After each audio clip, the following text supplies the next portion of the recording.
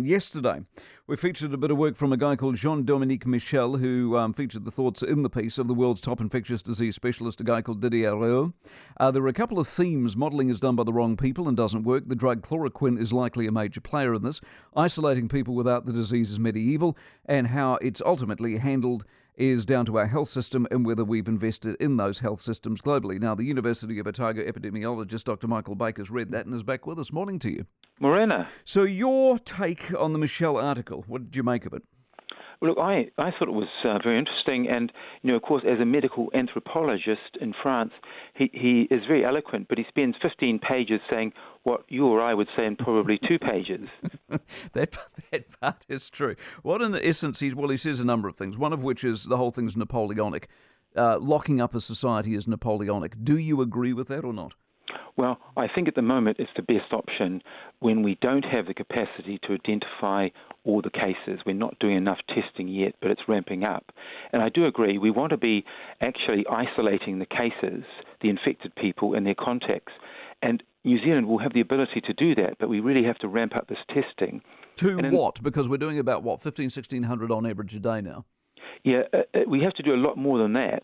And this has been a success in Asia in containing this virus, and I think it's widely recognised here that is a really critical thing to do. Okay, so 1,600 a day isn't enough. What is? What's the number? Does it need to double, triple, what?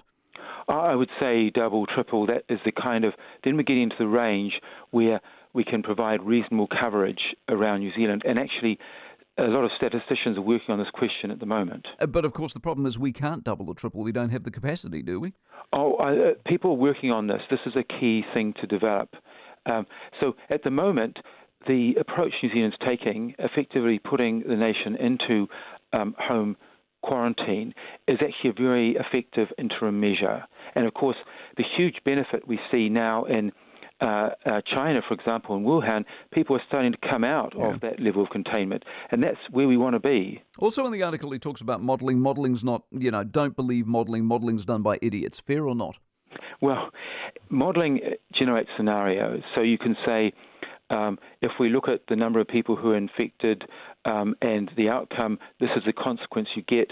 If we can cut down on the infections, we can simulate various interventions, what works.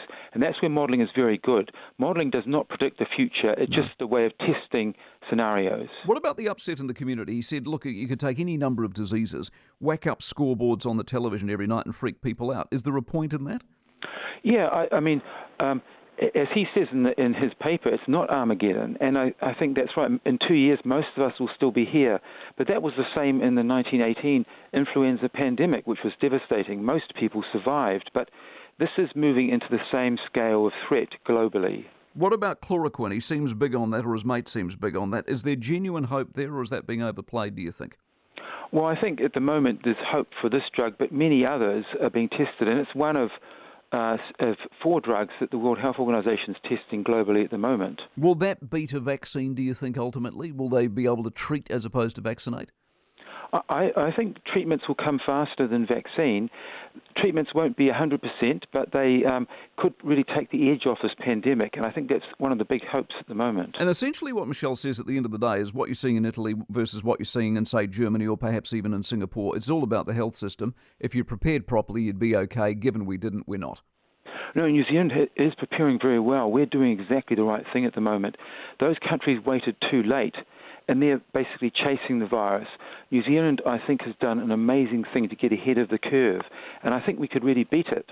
But basically, all your listeners have got to do the right thing. They've got to take this very seriously and act as though people they're in contact with are infected, things they're touching are infected. They have to start working on that basis, and we want to avoid the kind of disasters happening overseas. Do you worry as a medical professional that at some point if this gets ugly, the health debate becomes an economic debate and people start saying, you know what, I'm sick of dead people, I'm more interested in work and earning an income? Well, yeah, of course, people in Italy aren't working and earning a good income, or most of Europe at the moment, because they left it too late.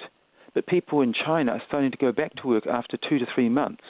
And in Singapore and other Asian countries, they've got it right. I think that's the model we want to follow at the moment, and that's what New Zealand is doing. Okay, Michael, appreciate your time as always. Micheal Baker, epidemiologist out of the University of Otago.